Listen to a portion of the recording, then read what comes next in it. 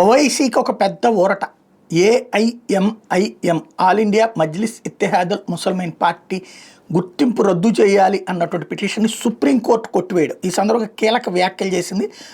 MIM party గుర్తింపు రద్దు చేయాలని పిటిషన్ సుప్రీంకోర్టు కొట్టేసింది. ఈ మేరకు ఢిల్లీ హైకోర్టు ఇచ్చిన తీర్పును సమర్థించింది. తిరుపతి నరసింహ మురారి అనే వ్యక్తి దాఖలైన పిటిషన్ని జస్టిస్ సూర్యకాంత్, జస్టిస్ జయమాల్యా బాగ్చేలతో కూడిన ధర్మాసనం మంగళవారం విచారణ జరిపింది.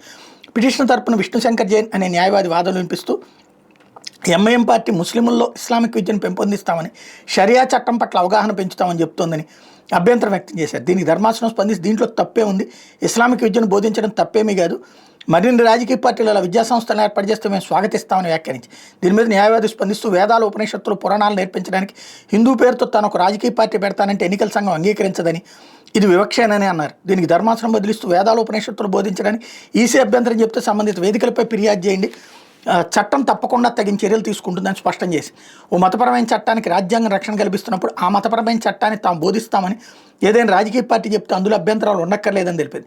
ఇక దేశంలోని మైనార్టీల హక్కులకు రాజ్యాంగం కొన్ని రక్షణలు కల్పించిందని, ఆ రక్షణల అమలు కోసం పనిచేస్తామని ఎంఐఎం రాజ్యాంగం స్పష్టం చేస్తుందని పేర్కొంది.